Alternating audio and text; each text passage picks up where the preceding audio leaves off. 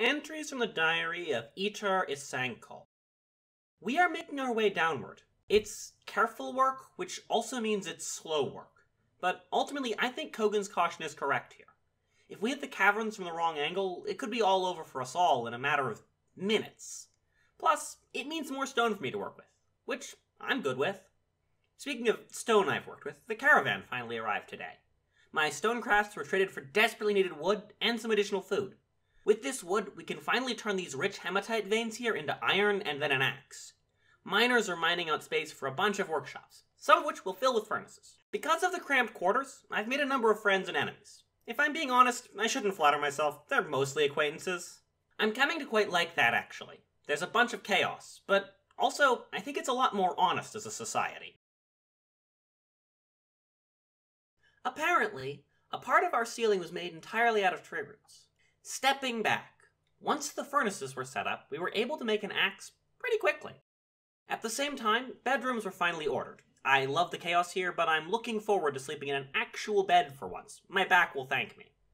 We'll also make armor, which will be helpful against the undead. Their fists have been known to punch clear through things like heads, but decent armor with a half-competent wearer can render them nearly defenseless. Anyway, this means that most of the surface's trees had to come down, so we cut down everything on this side of the river. I've been arguing with Kogan about this, and he's acceded to the fact that it's a river, not a fucking brook, which is important. A river can't just be walked over. One of the larger trees punched a hole straight through our roof when we cut it down. We floored it over with clay, but it was a bizarre moment when the sunlight reached the areas we'd cut out for trees.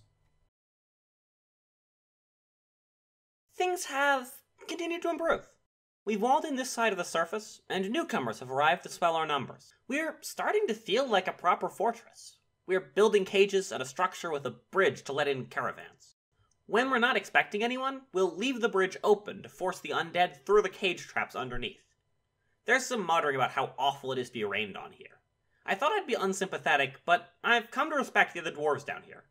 I guess if you can survive here, I'll put up with some whinging about falling mucus or whatever. A new baby! A welcome sight, a reminder that hopes and dreams can be fulfilled even in a place like this. We've built a bridge across the river above the wall. Hopefully that'll allow us to make a more defensible position up against the walls, and allow us access to the wood on the other side. We'll need more bedrooms for the number of dwarves that keep coming, so Kogan ordered additional bedrooms dug out. We've finally filled them with beds. I'm ecstatic about the whole thing. As I said before, I enjoy the chaos, but I am too old to keep sleeping on the floor like this. Our conditions just keep getting better and better. The elves came by. We traded them more stone crafts for more food. We'll need the additional food until we can get our own food stores going. I suggested we just steal their stuff, but Kogan has been all nicey peace and love about it and say that we needed their friendship.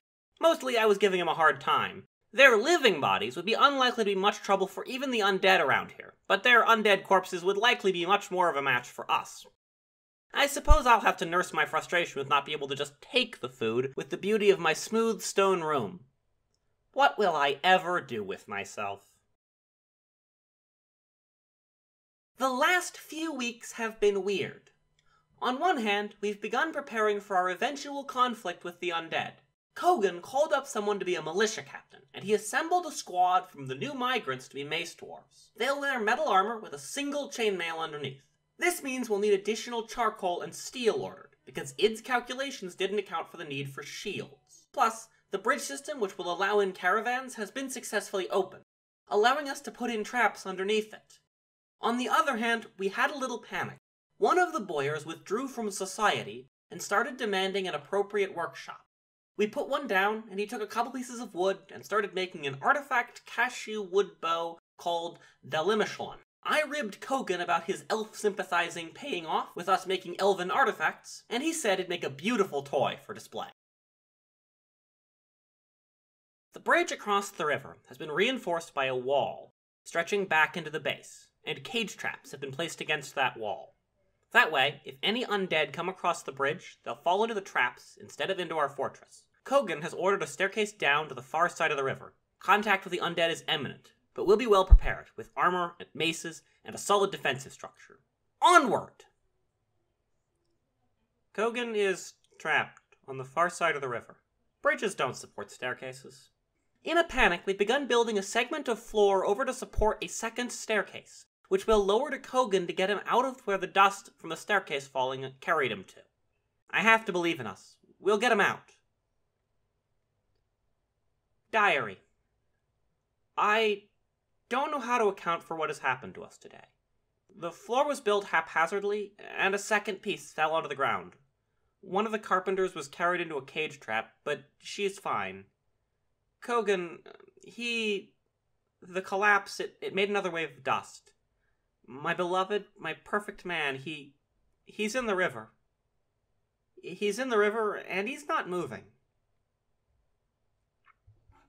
Diary. I apologize for my shaky hands. I'm in a hospital bed. I've had a horrible, trying day, and I am not able to fully process the horror I have seen. I saw Kogan rise from the river and rush to greet him. It was a miracle.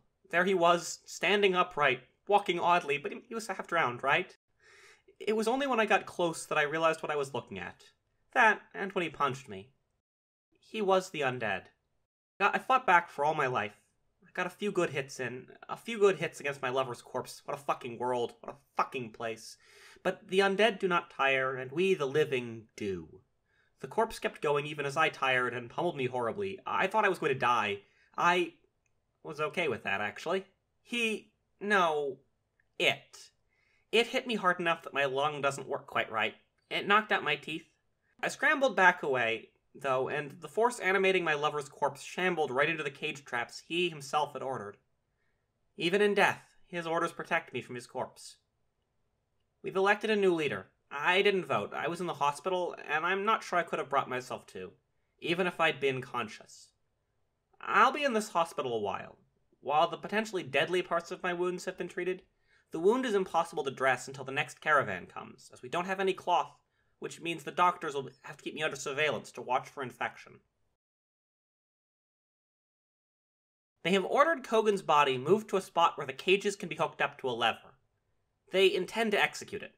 The army is in place. I have begged them to reconsider, to search for some cure for his malady, but no one listened.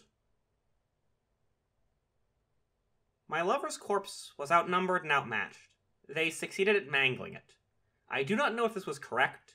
I do not know if there truly is no way to return the undead to sanity. If I were not so laid up, I might have stopped them from the deed. The fighting was extensive. The undead don't go down like normal people do. Instead, they continue writhing even when they are extremely injured. That certainly happened to Kogan's corpse. When I saw him one last time, his head was absolutely destroyed. Mangled, someone called it, and said that it meant he wouldn't rise again. But it wasn't just his head. In the fighting, one of his feet and the opposite wrists were similarly destroyed.